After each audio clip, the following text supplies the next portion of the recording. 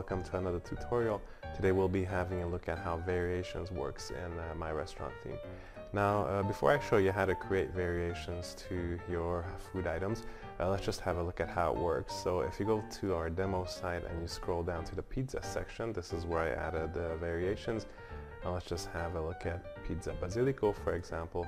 If you press add to cart, you'll automatically be taken to a pizza variations page. Now as you can see, I have two categories of variations set.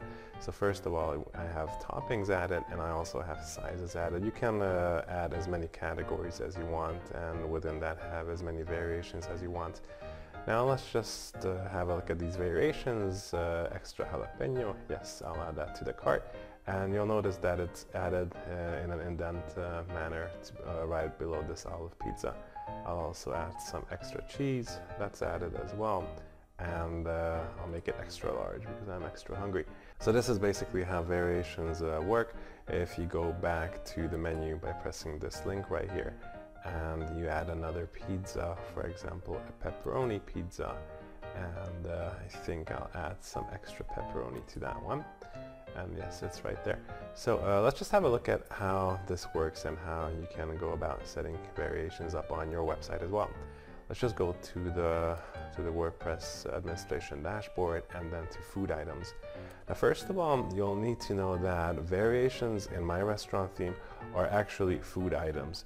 So the reason we did this was because this is how we could achieve the most flexibility with the variations, but I'll show you what I'm talking about a bit later on. So for now, just notice that these variations are basically simple, normal food items. So if you go into the edit extra jalapeno food item, you'll see that it has the standard title, it has the standard description, it has a featured image, and it also has a price under product details. Now one thing that's sort of important concerning variations is the food categories. You'll want to create separate categories for your variations. So separate food categories for your variations. So for example, since I knew I was going to create some extra toppings, I created a new food category called toppings by pressing this button. I entered it here, and I was able to create this toppings menu. But of course you can also create food categories right here under food items, food categories, and then all you need to do is press save, and it will be created just as you would expect. Let's have a look at food categories as well. So if you go to the food categories, you'll see this toppings food category that I created. Now adding a description to the food category is sort of important because that's this description will be shown on the variations page. So you want to make sure you fill this section out. So once you've got your extra food variations categorized into categories, you'll also need to place it into a menu card that you're basically just going to designate to be used as a grouping for the variations. So just have a look here. You'll recall that I had toppings and sizes for the variations of my pizzas. The way I did that was I created I created a new menu card called Pizza Variations. Let's just go ahead and look at what's inside there. It has a title. I added the description. You don't need to add one. I added one, but you can do it as you like. And if you just scroll down to this section, the food categories section, you can add food categories to it just as you would as with normal menu cards. And actually this is a normal menu card, so you can use this menu card. Let's just have a look at view menu card. You could use this menu card as a normal menu card, but you don't really want to because that's not the point of it. So let me just close that, and let's just go over into the food items section once again. And now I want to show you how you can add that variation set to any given food item. So as you'll recall, I've added that variation set to pizzas. So if I go to this double cheese pizza, for example, and scroll down a bit, you'll see this variation menu right here. This is basically where you can specify which variation menu you'll want to have associated with this single food item. So as you'll recall, the pizza variations was actually a menu card, and if you press this, you'll see all of the menu cards that you have. But you'll want to click pizza variations, since that's why you created this. And this is where it's important to note that the reason why this method is so efficient is because pizza variations, the pizza variations page, this basically becomes reusable.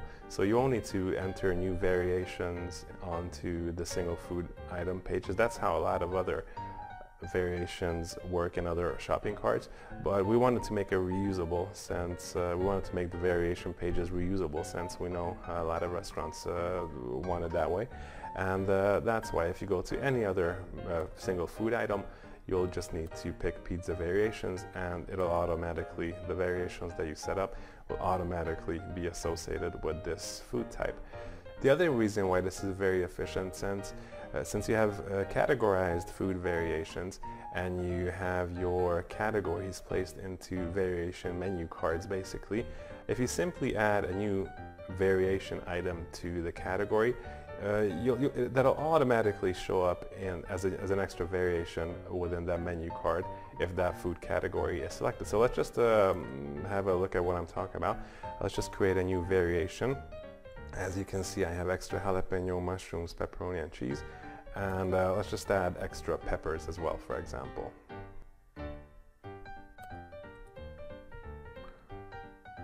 I'll just add the featured image.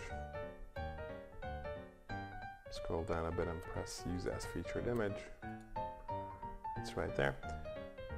Set up the price, an extra $1. And right here in food categories, I will categorize this variation into toppings and press publish. Now, if everything went well, if I go back to my main site and go to any of the pizzas, for example, olive pizza, and press add to cart. Yes, as you would expect, the extra peppers has shown up because this is a very efficient system of handling variations. Now, if you wanted to add another category to this variations menu, basically, you would just go over to the menu cards management section and edit pizza variations. And let's just say, I don't know, one of the variables will be desserts. Let's just press update and go back to our main website. And if I go back to the pizza section again to have that reloaded, and then hit pizza basilico, for example, and from there I can press add to cart. Desserts has shown up as a new variation item. If I press add to cart right there, you'll see that it has become a variable basically of pizza basilico. So we really think this is a very efficient and organized way of adding variations to your food items, to your menu pages. We hope you like it, and if you have any questions at all, then make sure you ask in our support forum, and also make sure you watch all of the other tutorials as well. Bye.